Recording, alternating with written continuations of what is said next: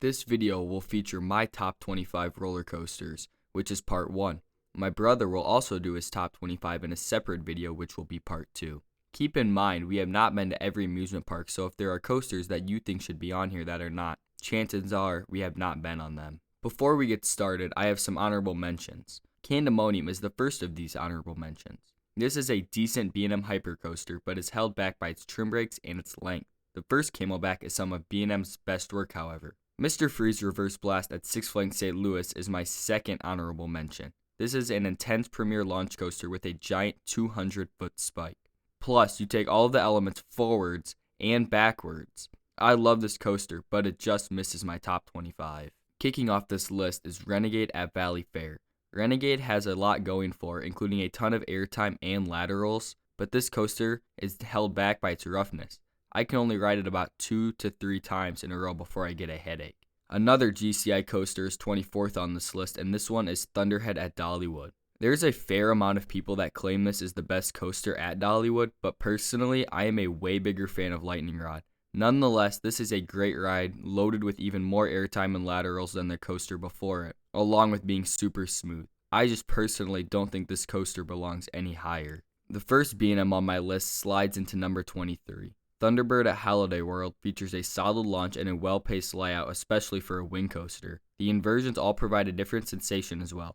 Plus, the inline twist at the end is one of my favorite inversions on any coaster. Taking the 22nd spot is Powder Cake, a funky S&S launch coaster. The launch is the highlight of the ride, but there are some decent airtime moments after that as well. I also really love how unique this coaster feels. There isn't anything else like it in the entire world. My favorite B&M invert is Batman the Ride at Six Flags Great Adventure, and this takes the 21st spot. For some reason, this version of the clone runs so much faster than the rest I've been on. It felt like it was trying to rip me in half. Normally, these are super intense rides, but this one was even more insane. I don't know how to explain it because no other coaster I've ridden has given me that same experience. The first RMC I experienced takes the 20th spot, and it's Goliath at Six Flags Great America. While this ride is extremely short, what it does really well. The inversions have great hang time, and each of the elements deliver some good airtime as well. The length is just too short to make this ride any higher. The 19th spot belongs to Nitro, an intense B&M hypercoaster. My favorite part of Nitro is the giant helix before the mid-course brake run. I gray out every single time, no matter what. In my opinion, it's one of the most intense moments on any coaster as the forces last for so long. The airtime is good, but just average for the B&M hypers. Overall, it's good enough to reach the 19th spot. Time Traveler is one of the most disappointing coasters I've ridden. I love the spinning concept, but I did not get great rides when I rode it. The first drop is really good, especially when facing backwards, but I don't find the rest of the ride that great. I never spun very much, and when you take that away, it is a bland and somewhat short multi-launch coaster. My expectations were too high, and that affects this coaster's ranking. The quickest launch coaster in the world, Max Force, slides into the 17th spot. The launch is phenomenal. It leaves your stomach behind and feels much longer than the 1.8 seconds it is advertised at. The rest of the layout features some decent inversions, but the ride is over way too quickly. It only reaches this high because the launch is really that good. Monster at Adventureland just misses the top 15, but nonetheless is an outstanding Gerstlauer Infinity coaster. It starts with a vertical lift and a fantastic beyond vertical drop. The whole layout mixes airtime with whippy and hang-time filled inversions. There are also unique elements that give sensations I haven't felt before. At the 15th spot is Millennium Force. This coaster excels in its sense of speed. Every element, excluding 2 massive airtime hills, flies right up against the ground. Contrary to what people say, it is not forceless. I often find myself graying out after the first overbank. My favorite part of this coaster is the lift hill and drop. The view over Lake Erie from the lift hill is the best of any coaster I've been on, and the 300-foot 80-degree drop is also fantastic, especially in the back row. My favorite GCI coaster takes the 14th place, this being Mystic Timbers at Kings Island. Mystic Timbers packs in everything I love about GCI coasters. It's fast-paced, loaded with airtime and laterals, and each element flows so smoothly. This is the peak of GCI creations, and I'm not sure they could do any better. Another coaster on this list located at Kings Island is Orion. This is a very solid B&M Giga coaster. The first drop is elite, and there are multiple well-done airtime elements. It is short and could use its speed better with more low-to-the-ground elements, but I find the things it does well far outweigh the negatives. Another fantastic Intamin creation takes the number 12 spot, this one being Superman the Ride. This coaster has one of the greatest layouts in the world, but not all of the elements are as good as the coasters above it. There are a plethora of amazing airtime moments as well as good twisted hills that give a combination of airtime and laterals. This coaster also has a significant vibration that slightly hurts its overall rating for me. But even still, this is a fantastic Intamin mega coaster, and I wish we could have seen more of these built. Just missing the top 10 is Diamondback, which is some of B&M's finest work. This coaster is loaded with floater airtime. There are at least 10 hills on this coaster, and every single one is great. Plus, the staggered seating makes the trains longer, leading to stronger airtime in the back rows. This coaster has no major flaws, but I just prefer the style of all the rides above it more, leaving Diamondback just outside of the top 10. Outlaw Run at Silver Dollar City slides into the top 10, taking the last spot. During the day, this coaster is great, but night rides on this coaster are phenomenal. It is located in the woods of Silver Dollar City, so you can't see anything at night. Each element is so much better when you can't even see your hand in front of your face. The layout is solid too, with multiple really well done airtime moments, ending with a double barrel roll back up the hill. The pacing is great too, which boosts this coaster up to number 10. It is short in length, however, which holds it back from being any higher. Taking the 9th spot is Storm Runner at Hershey Park, an Intamin accelerator coaster that has an actual layout after the top hat.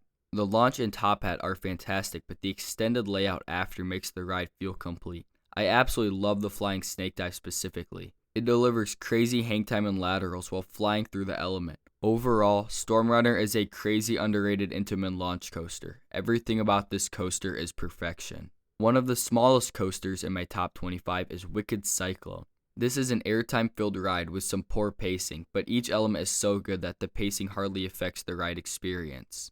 The airtime is so strong and abrupt that I had bruises on my thighs after getting 8 rides on it.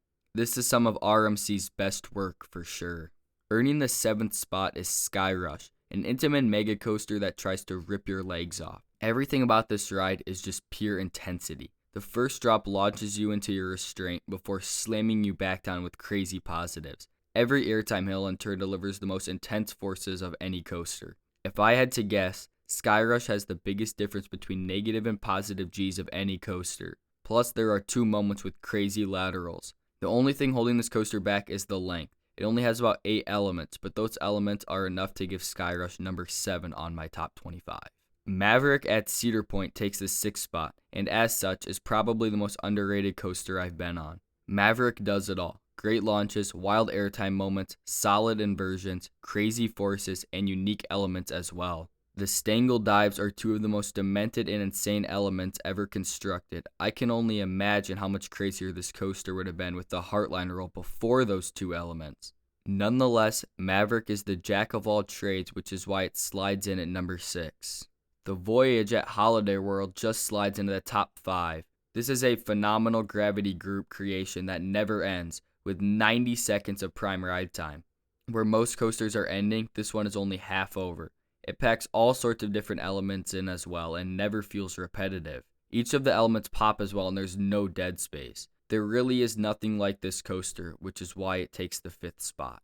At the number 4 spot is Wildcat's Revenge, which is a crazy intense RMC hybrid coaster built in 2023. This coaster never lets up from start to finish. Each airtime hill and inversion provides strong forces and there is 0 chance to catch your breath between them. Wildcat's Revenge also has the best station music of any coaster, which gets you hyped for your ride on this RMC masterpiece. Coming in at number 3 is the Intamin prefabricated wooden coaster El Toro. The first drop and following camelbacks give the strongest airtime that I've felt. It legitimately feels like you're going to fly out of the coaster, especially when your lap bar leaves you with lots of space.